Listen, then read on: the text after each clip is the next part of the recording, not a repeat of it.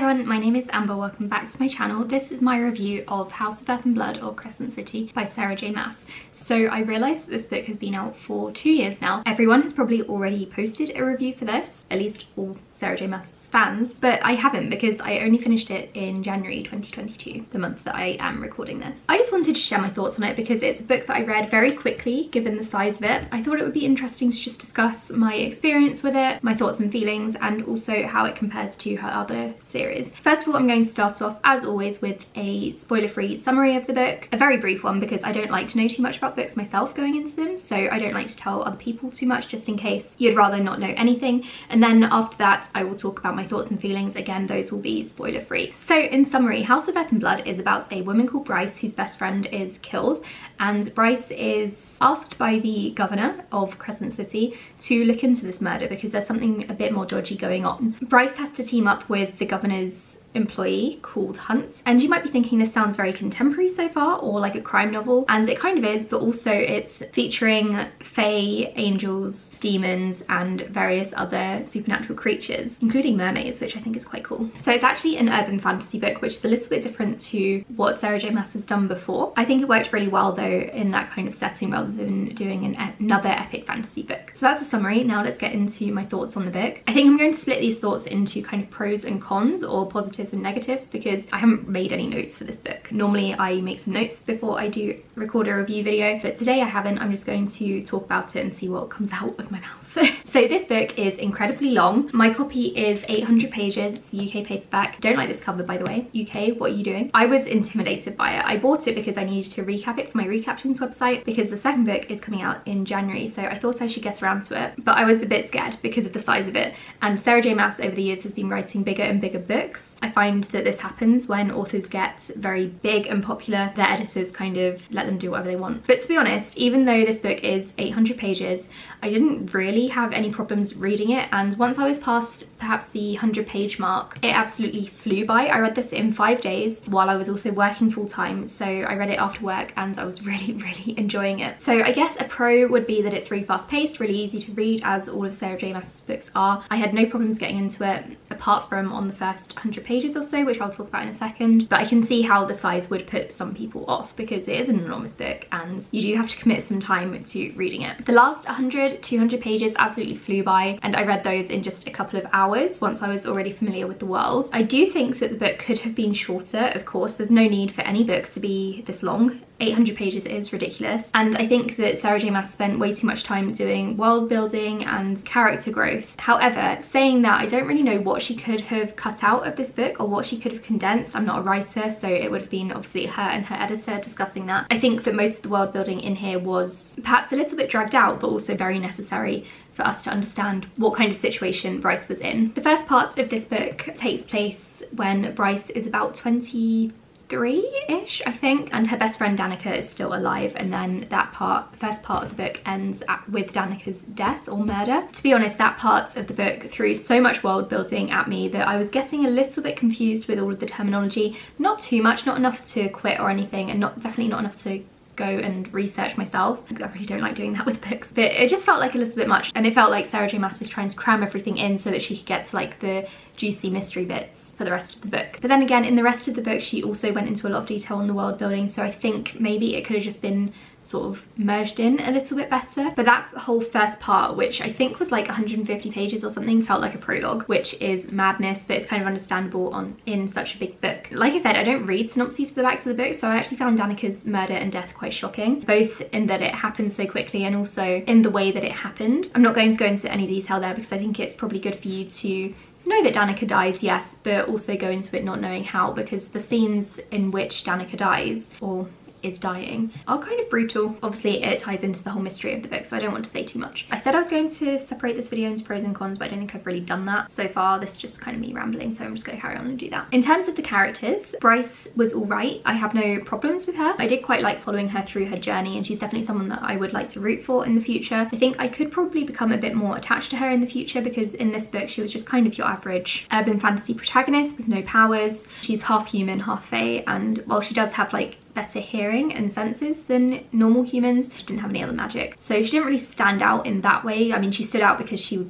didn't have any powers, but all of the other characters in this book were like werewolves or shifters or demons or fae or something. What I did really like about her was how bold she was in her investigation, and I also loved that she seemed to know everyone in Crescent City. I thought that was really cool. Coming from a small village myself, I feel like if I was asked to investigate a death in the village, then I would also go to all the people that I know, and I would know bits and pieces that maybe outsiders wouldn't. So that was really cool. And having her team up with Hunt, who is an outsider, he is not as well connected as Bryce is with the like lower classes, I guess, of paranormal creatures. That was a really good dynamic because he kind of knew the higher ups and the governor, and he also had some ties to like the history of the world, whereas Bryce knew the current events and the people that she interacted with on a day-to-day basis. She didn't need to know like queens and princes and kings, although she did know a prince. Saying that, Hunt as a love interest and also fellow protagonist, like he's all right. He's very, I found him quite boring. I was hoping for a bit more of a snarky love interest. I don't really know why. I can't remember if the love interest in Throne of Glass is snarky, and that's the only series of hers that I have actually read. Majority of the books of, I gave up on Akatar because I hated the first book, and Throne of Glass I've read through to or up to Empire of Storms. I haven't read the 5th, 6th or 7th books yet. Her characters don't really stand out, and some of them feel exactly the same as other characters in Throne of Glass. For example, I found Bryce's brother to be very similar to Aylin's cousin in Throne of Glass, and while I don't really necessarily mind her recycling characters, it would have been nice to have a bit of originality, I think. And considering I read, I think, Queen of Shadows like 6 years ago, I think now, 6-7 years ago, and I still seem to remember a lot of the themes and types of characters she has, I feel like she could have been a bit more original in this one, because if I'm making comparisons to the characters now, having not read a book by her in 7 years, I feel like actual fans of Sarah J Maas, like the ones who have followed her career, would definitely be able to pick out some similarities. Speaking of similarities, I do have a bone to pick with Sarah J Maas because she has perhaps ruined my experience with Throne of Glass.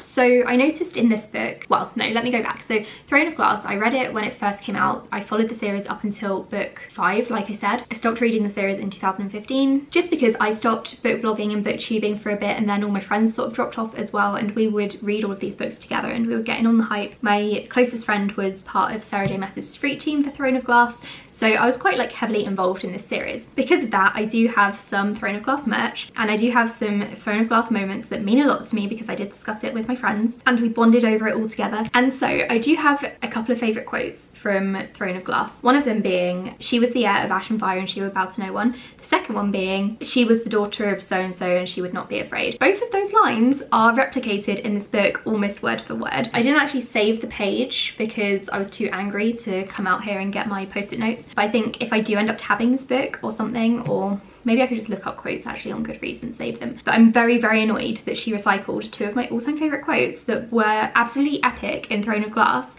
Like epic, I mean, I was squealing and texting my friends about them. I've even got a freaking cushion with the Heir of Ash and Fire quote. The fact that Sarah J Maas has just up and lifted direct quotes from one of her books, at least one of her books, into this series really gets on my nerves because it just feels like really lazy writing. And previously I thought those moments were epic when they happened to Selena, but then in this book they were supposed to be epic, but they just annoyed me instead. And now they feel really cheap because she clearly didn't like want them to be just Selena's lines, if that makes sense. Like they didn't belong to her, they weren't part of her character growth or her development or moments. They're just lines that she likes to throw around in random books. Like I said, haven't finished the Akatar series. I've got no plans of doing so, so I don't know if she's copied and pasted any other lines, but it honestly wouldn't surprise me. And considering this is the first book in the series as well, I dread to think what she's going to do with the other ones. So that's the main reason why this one annoyed me, and I did knock a star off for that because it frustrated me so much. As a previous fan of Throne of Glass and Aylin, Selena, it just felt really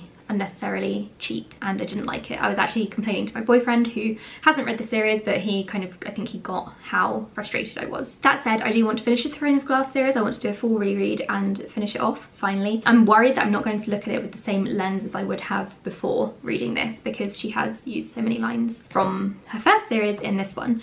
And I'm now really suspicious that she's done the same thing with Akatar. All of that said, I definitely didn't hate this book by any means. scenes. I gave it 4 stars because it was very fast-paced and captivating. I know a lot of people don't like Sarah J Maas's books because they're, well, first of all, they say they're all the same, which I'm starting to believe, and there is no diversity in there at all. I know that going into it, so I know what to expect from her books, and I think a lot of other people do too at this point. I think this gave me exactly what I wanted. My friend Angela, often, who incidentally was reading this at the same time as me, was describing this as a comfort read because you get exactly what you expect from it. There are no like, well, there are some shocking twists actually that I didn't see coming, but in terms of like writing style, characters and relationships, you know what you're going to get from Sarah J Maas, and I guess it is kind of a comfort read, and it's definitely a series that I would go to if I just really want to get back into fantasy, because this one is a really good kind of stepping stone into bigger and more epic works. I have previously been in a fantasy reading slump for the past like year, 2 years or so. It used to be my favourite genre. I've kind of moved on to thrillers and contemporary books more over the past couple of years, and I don't like that. I want to get back into fantasy,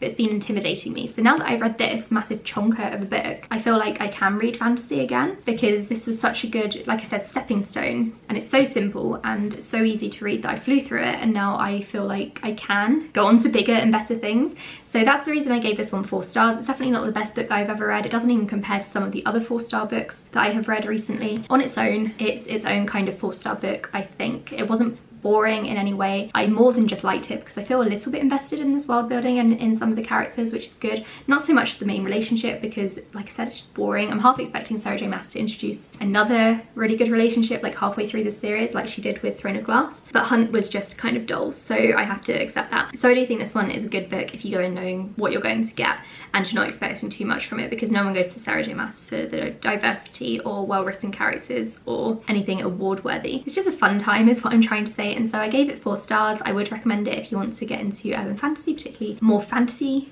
urban fantasy, if that makes any sense. I wouldn't expect too much from it, but it does do what it sets out to do, which is the important thing, I think. So that was my review of House of Earth and Blood by Sarah J Maas. I'm going to be reading the second book, probably not in February, but maybe closer to the release date than I read this one, because I did wait a few years to read this. I have done a recap of this book up on Recaptains if you want to go and check it out. If you need to refresh your memory on what happened in the first book, then please go and check out my recap because it will really help you. If you enjoyed this video, please like and subscribe. Leave your thoughts on House of Earth and Blood in the comments below. Thank you for watching, and I'll speak to you all in my next video. Bye!